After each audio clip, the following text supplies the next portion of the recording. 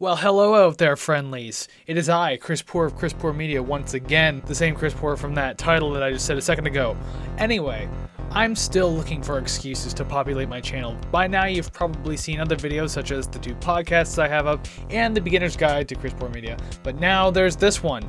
I came up with this. I didn't really come up with this idea. I saw it done online, and I was like, hey, you know what? I could probably do that too. For certain things, not everything, but here I am anyway. So if you couldn't tell from the title, I'm doing one of those tier maker or tier list videos where I'm going to rank certain things with my own personal opinion. Something that'll get you flamed on the internet. I'm ready. And today I'll be ranking 9 Inch Nails albums. I know some of you maybe don't even know who 9 Inch Nails is or don't like 9 Inch Nails, whatever, blah, blah, blah. But the idea is I'm doing things that I know I could probably go all the way through, and 9 Inch Nails is one of those bands where I actually can do that. So if you're a fan of the band, perfect, I got some great news for you. You might hate me because of my ranking system. Now here's some truth for you. I've actually already recorded this video once. I did this quite a while ago, before I even did the introduction video, but here's the thing, it ended up being like a 45-minute recording. Don't want that. So with that said, let's just go ahead and make the jump on over to the other screen. Left-handed snap's probably not going to work, but we'll see. There we go. Now I'm at the top right of the screen. Here's the tier list. So now I'm at the top right of your screen, almost-ish. I had to put a black bar across the top of the screen because it wouldn't get rid of the address bar or anything like that. So I just wanted to cover that up and just make it a big black screen. So yes, based on my own personal opinion, I'm going to try to keep this short and sweet. I'm going to rank every 9 Inch Nails album on here. I'm excluding singles. I'm excluding remix albums for the most part. Actually, for the complete part now that I'm looking down here. So no Fixed, no Closer to God, none of that stuff. Just straight up these albums. I added and all that could have been /still because there is original music on that, so yes, I decided to go with that. But not Things Falling Apart though, sorry, I consider that more of a remix album. And very quickly before I start ranking things, I'm going to keep it short as I said. I'm going to just try to tell you very quickly why I like the album, a couple of tracks I like off the album, and we'll move on from there, and at the end if I have to rearrange or anything, I'll do that. So, let's jump into it, huh? So I should have started by saying that I'm not exactly a music critic, and by not exactly I mean I'm not at all. This is all personal opinion, so you can disagree with me all you want, but just know that it's not going to matter much in the end. Alright, so let's start with the very first album then. Pretty Hate Machine, the debut album from 1989. Boom, here it is. Yeah, it's got a great color scheme on it too, I love that. That blue and pink, perfect. Pretty Hate Machine's a pretty good, like a dance goth record. I mean, from 1989, if that's the best way you want to describe it. You know, it has a lot of industrial sounds on it and everything like that, so it's got a lot of industrial elements to it, so I mean, it's got that going for it too. It's got some pretty great tracks, I mean, some very memorable ones and some staples, like, you know, had like a Holes on here, Terrible Lie, Sin, but personally, my favorite song on the album is Kinda I Want To. I don't know, something about that song, and even the synth in the chorus, kind of drove me to want to play synthesizers in the first place, so it holds a place in my heart. But with that said, it doesn't catch me as much as it used to when I was younger, so I'm gonna go ahead and put this one in the C ranking. Yes. Now realistically, there isn't a tier on this list here where I would consider an album to be bad, because I do like all of them. Just some more than others. So Pretty Hate Machine, not a bad album at all, but just how it impacts me and how I feel about it today, not as much so as when I first got into 9 Inch Nails. So let's move on. We have an EP on here. I'm surprised, actually I can't say that I'm surprised I added that because we have like 3 other EPs coming up. Broken. This was a vicious ass kicker of an album. Like, you thought you knew what 9 Inch Nails was listening to Pretty Hate Machine, then Broken comes out and just flips that shit on its head. It's kind of short and to the point, but I mean, it's good because it does everything it needs to within like 8 tracks. I mean, you have to go through like 99 blank tracks, but it's 8 tracks all together. I don't know what to choose as a favorite from this one. I mean, a lot of people will just say Happiness and Slavery because like it's the most intense and endearing track on the entire album. Dark, angry, heavy, but where will I put Broken? You know what? Broken's pretty solid. I'm gonna give it an A. I mean, like, even the quick tracks like Pinion and Help Me I'm in Hell, especially Help Me I'm in Hell, are just fantastic building tracks to get into the next portion. Help Me I'm in Hell on its own is a fantastic track. It's only 1.5 minutes long, but damn does it hit. I love it. It feels good and it builds up very nicely. Next, the famous, or not so much famous, I guess it is, I don't know, but one of the most famous albums of the 90s, one of the most popular albums of the 90s, The Downward Spiral. One of the albums, if not the album, that put industrial rock on the map for mainstream music. And this album also influenced a lot of different bands too, so, and like really important bands, even including David Bowie, for example. So I mean, That's just one, but the idea is there's plenty, and I don't want to keep this too long. This album is super important.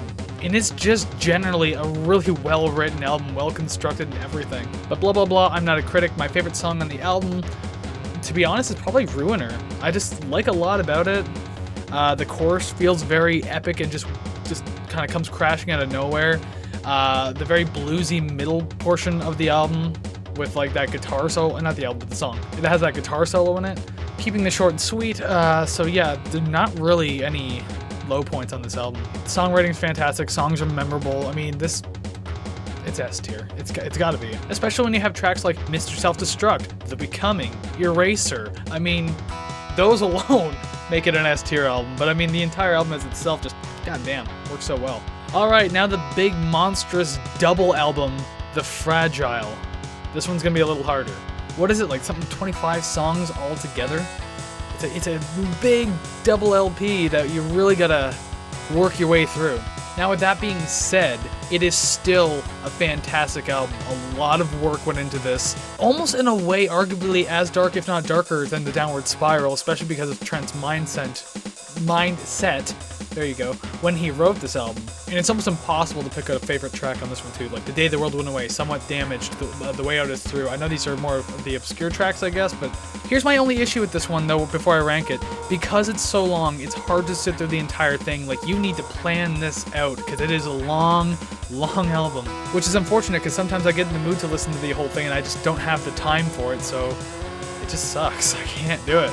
So with that said, this is an S tier album that I'm going to put in A, only because of how long it is. Not that it's a problem of how long it is, but it's hard to make time for it as compared to like The Downward Spiral, for example. 14 tracks versus like 25, 26 tracks. I feel bad for putting it in A, but that's where I'm going to leave it. Alright, so Still / And All That Could Have Been. I'm not putting the live portion of this one because I know it's like a double, one's live and one's like a studio thing.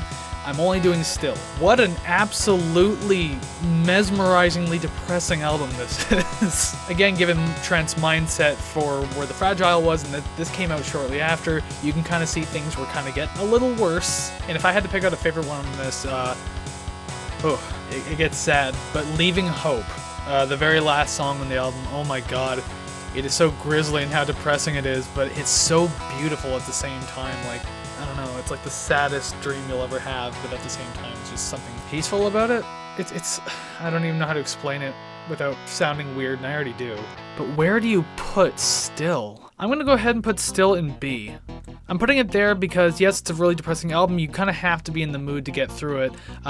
It's not all original material. There are like acoustic versions of other Nine Inch Nails songs on there. So yeah, I still think it's ranked pretty well considering what it is. Use discretion going into this one. It's not easy to sit through, just because of how sad it is. It's actually a really beautiful album, though. Alright, now the album that got me into Nine Inch Nails in the first place way back in 2005, With Teeth. My favorite album art, just this design is incredible. I brought this screen back and moved over just so I could put the album art here on the screen because I love this album art. I love the way it looks. I love the color scheme. I love everything about it. It's so goddamn cool. But now that we're back here, I accidentally put it ahead of Year Zero. We'll get to that one in a minute. But first, where should I put With Teeth? Such a great guitar-driven album too. Just such a really rock-oriented album. Still has its industrial pieces to it, but yeah, it feels like more of a rock album this time. My standout song on this one is The Line Begins to Blur, and I know this, you hear this from a lot of people who really like bands, like, oh, they wrote that song about me. It's like, they didn't, but the song The Line Begins to Blur really connected with me in a time when I was at a very low point in my life. Something with the lyrics just felt so connecting, and I love the song itself. It sounds really good, written really good, it flows really good. There's not a whole lot to it, but at the same time, it just works how it is. So I mean, it's got a bit of a bias going in because of how much that one song means to me. But where to put With Teeth? I know a lot of fans kind of dropped off on this album because it felt like an underwhelming comeback, and he was sober at this point too, but that shouldn't deter you from listening to the album. And it really is a good album. I mean, like, maybe it has a kind of a few weak spots, but it's not so bad altogether. I feel like I'm gonna get crucified for this one. I don't know, this album just hit me. It connected me to Nine Inch Nails and just To this day, I think it still holds up really well. And not to mention, the song Home that's on, like, I think the Japanese import of this album is extremely underrated, and it's hard to find anywhere. So that's why I covered it as Frail State. Let me blow up the camera again so I can wink at you again. There, something probably appeared on screen. All right. Now we're getting to the later years of 9 Inch Nails, like post-sober Trent. I mean, although that's with teeth technically, but this is where like a lot of the really big experimental works start to come out. Year 0, by far, like, okay, you know what, I'm not even going to explain. I mean, I will, but we'll see. S tier. I know a lot of people are gonna hate that, like 9 Inch Nails fans seem to be divided on Year 0. I adore this album. This album is kind of what made me want to start making music in the first place. I know I said Broken and, or not Broken, Kinda I Want To off of Pretty Hate Machine got me to want to play synths. This album made me want to make music. There's so many great tracks. It's a long album, 16 songs. This thing is a beast. Just the concept of this album alone, I mean, I don't really want to explain it. I just realized my handles have been down in this corner every time I come back to this camera. Oops. They're gone now, don't worry. But I brought this camera back just in case I could find a good synopsis or something of the entire Year 0 story to kind of rush down the page for you starting now. Either you saw words or nothing happened, I don't know. Great music, great concept, got very experimental and like way more electronic than, almost more than Pretty Hate Machine was. I think to this day, My Violent Heart is still my favorite song off of this album, although another version of The Truth is so beautiful and I can loop that song 100 times and never grow tired of it, and I'm not going to pretend like I haven't done that before. Very sad, very ominous, quiet instrumental, but there's something about it, especially when I'm riding the bus by myself or something like that, where it just seems to fit my trip. So yes, Year 0, S rank, fight me. I know a lot of people aren't gonna like that one. Actually, don't at me because I'm not gonna read it. Speaking of long albums, Ghosts Volume 1 through 4. It's 4 discs, but it's one giant album, like in one packaging. So I have to count this as one giant album. This is where Trent's experimentation really started to kick in. And it's complicated to name favorites because not only is there 36 tracks on these albums, but they're all just numbered. They're not really names, like Ghost 1, Ghost 2, Ghost 3, and all the way up to Ghost 36. If I had to name a favorite track of mine, it's Ghost 35. I don't know what it is about it, but I just really enjoy that one. It sounds really cool, really well done.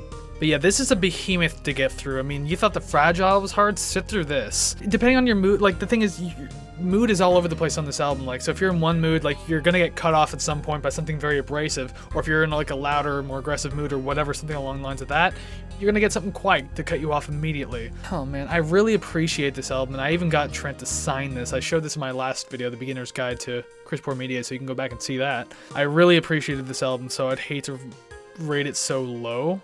But with that said, it's gonna be a B. A lot of that has to do with Lank and just, yeah, like how mood just kind of cuts off everywhere, and it doesn't flow too well, but who am I to say, right? I'm not a critic. All right, so The Slip. This one came out shortly after Ghost. Actually, yeah, Year 0, the Ghost and The Slip came out very close to each other. The Slip, another straightforward, like really awesome kind of garage rock album. It's just so raw sounding and grimy, but it feels good when you listen to it. It's not too long either. It's only 9 tracks, so it's pretty easy to sit through, although it does have its moments of weakness on it, especially with the song like Corona Radiata. You have to be in the mood for that. It's like a 7-minute instrumental. It builds like, I don't want to sit here and describe it too much. I enjoy it, but I have to be in the mood for it. My favorite song is either Heads Down or Lights in the Sky. Head Down is just, it sounds great. I love the ending and how it just, like the loud extra type thing, and then just goes in that quiet little bass hum. I really enjoy that. This album, oh man, it works so well, but it has its weak points.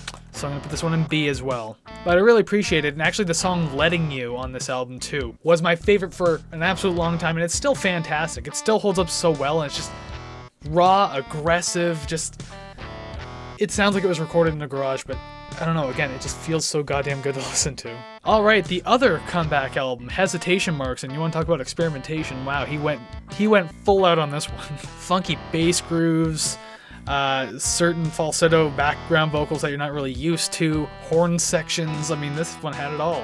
This one to me, though, had a lot of underwhelming moments on it, but it had some pretty great tracks as well. My favorite track being Into, like the second last song, although really Into, Black Noise, no, While I'm Still Here in Black Noise, work really well as like 3 tracks. I really like it, and I just think it feels good. Although the first song, The Eater of Dreams, really throws you off because it's very short, it builds up, it sounds really menacing and dark, and then it goes into Copy of a, which is a good song, but I mean, wasn't what I was expecting to follow up to Eater of Dreams. But yeah, there's a lot of, there's some weak points on this album too, so you know what, I'm gonna put this one down in C.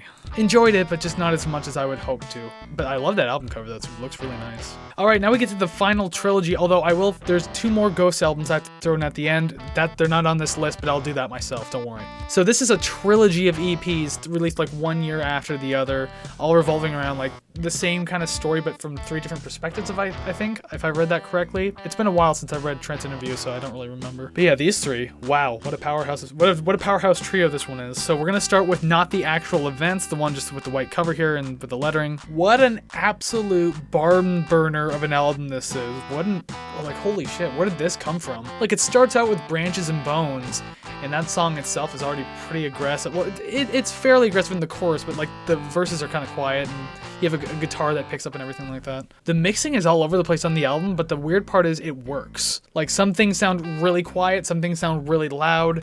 Panning and mixing is just, it feels chaotic, but it was obviously done on purpose. And again, though, I like it. I really do.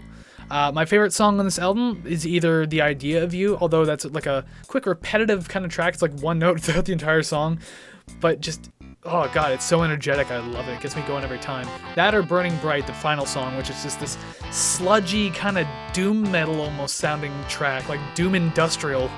I don't know, sludge industrial. It's so noisy and just so abrasive. I don't want to keep saying it works. I keep saying that, but it does. It really does. And just how the vocals are delivered, it's like this kind of spoken style, and he's kind of just yelling them through distortion. And then in this like triumphant chorus comes in where it makes you feel good. Makes you feel strong. With that said, this doesn't really have any weak points on it. It really doesn't. So call me a fool. This is going in S. It's a short album, quick to get through, not a skippable track in sight. It's amazing. I love this album. Alright, so now we go to the next one, Add Violence, the machine-looking one down here. Add Violence is kind of crazy in itself. It didn't hit the same way, not the actual events did, but at the same time, when it did hit, it hit. Less Than is the single off this one. It's super catchy track and just kind of an 80s throwback, really fun. Like, I feel like the first and last track on Add Violence are like these two tour de force type tracks that can really catch you. They're both different moods too, but the idea is they're just really good for what they're worth. And then sandwiched in between is kind of like the maybe type tracks, where they're not terrible, but again, you have to be in the mood for something like The Lovers or This Isn't the Place, I think it's called. And Not Anymore is a really cool track. A really aggressive industrial rock sounding track. I like it. Really messy. I'm gonna go ahead and throw this one in B. It feels comfortable there. I love Background World though. That with its 7.5 minute broken, glitching, looping, absolutely insanity building ending. But I actually really like that. I know what the theme is, I know what they're going for, and they pulled it off. And if I may say again, it worked. Alright, so aside from the other 2 Ghost albums I said, now we're down to the last of the trilogy of the EP and the last one on this list here, The Bad Witch, or I think it's just called Bad Witch. Again, experimentation comes out on this one full force. And again, the mixing's kind of all over the place on this one. Like, Add Violence was a little cleaner, and this one's kind of gone back to that raw, all over the place kind of mixing, which, again, felt good. It's alright. Shit Mirror is a lot of fun, probably one of my favorite tracks on the album. Ahead of Ourselves, which is just blistering insanity. And it really kind of catches you off guard. I actually like, if you listen to the track, the drums sound really messy in their fills. There's something about that feels so human that I can actually appreciate. It's not just digital drums anymore, and that's coming from a guy who uses digital drums in his music. But I don't know, it had a very punky aspect of it because of that. But yeah, this album doesn't hit as hard for me. I appreciate the experimentation, the very, very apparent and obvious Bowie inspirations on this album, but that's okay because I like David Bowie too. If you decide to listen to this album and you get to the track We're Not From This World, or I'm Not From This World, I think I'm Not From This World, just make sure you have your hand on the volume knob, because When you start hearing this screeching, my god, it will chase you as you turn down the headphones. Anyways, where do I put Bad Witch? I mean, there are songs I'm okay with going past if I have to. I'm gonna put Bad Witch down in C. There's a lot I like about this album, but don't try to fight me. There you go. Yeah, it just feels right going there. Again, there's a lot I like about this album, but I just, at the same time, it still hasn't sat with me properly yet. Maybe that'll change over time, but where it sits now, this is how it feels. Now, if you'll give me 1 second to look everything over to make sure I have it in its correct order. One moment. So yes, this is a very subjective list. This is my personal opinion on Nine Inch Nails albums, and if you're a Nine Inch Nails fan and you agree with me, awesome. If you don't, I bet you're gonna tell me about it, aren't you? But that's okay, I can deal with that. I'm a big boy. I mean, I got a whole box of tissues used for crying. You probably thought those tissues were used for something else. Shame on you. Shame. I can cry into tissues and deal with your opinions. That's okay, I absolutely can. But I think that's gonna do it for this video. We saw my ultimate ranking for Nine Inch Nails albums there. Do you agree with me? Do you not agree with me? Do you not know who Nine Inch Nails are? Do you know the music? You've probably heard Closer or Hurt, I can promise you that. Or if you've seen 300, you've probably heard Just Like You Imagine. Anyways, what other tier videos should I do next? Because I'm willing to do more tier videos, and more importantly, what other videos should I do for this channel besides podcasts? I want to do a lot more, and I want to populate this somehow, so let's get to it, and I need your help.